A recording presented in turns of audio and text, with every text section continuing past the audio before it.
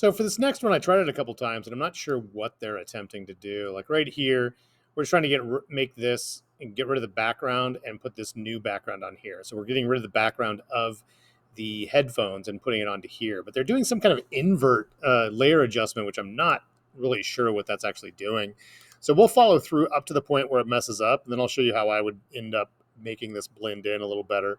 So I'm going to go in and select subject. It did a nice job, but it actually missed this part down here.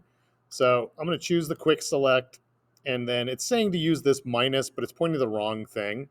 You can actually just press your option key and it'll convert it to minus, and you can click inside of there. So we got rid of that little white area that's happening. Now, one of the things that I also want to more than likely do is play around with shadows and stuff later. But right now it's grabbing just the headphones. So from here, I'll go ahead and click away and click back to it and click next. This is where it starts to get a little wonky. So I click there, and it's saying to mask it. Okay, cool. So I'm masking this, but it's got this kind of fake kind of look like it's been pasted on here. But it's at this point where it doesn't make a ton of sense. It's asking us to come up here to layer, new adjustment layer, and to choose invert. That's not really doing anything. And if I option click here to clip it, that doesn't do anything. And if I play around with these blending modes, that doesn't really do anything. So it's at this point, I'm going to ignore all of this. I'm just going to hit previous. I'm going to dump this adjustment layer. And so in looking at this, there's a couple things that I'm not liking. I'm not liking the fact that there's no real shadow that's here. So what I'm going to do is I'm going to duplicate this.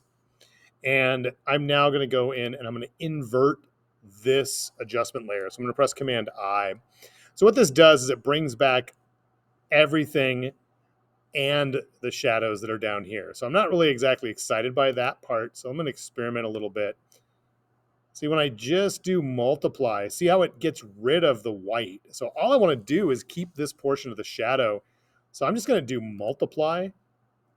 I'm going to put this underneath, and I'll put this one on top. And now what I've done is I've just added that shadow back in, which I think it's a lot better than what they were intending.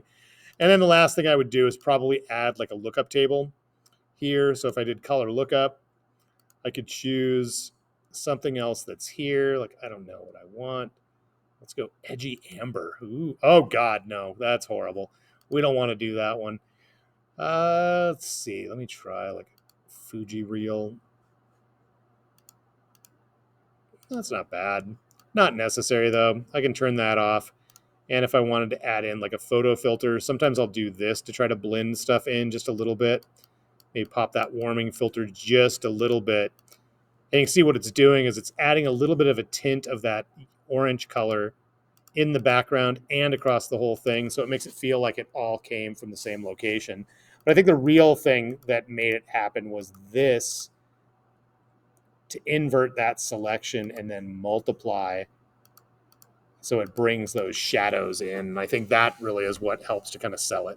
So from there, go ahead and save that one and move on to the next one.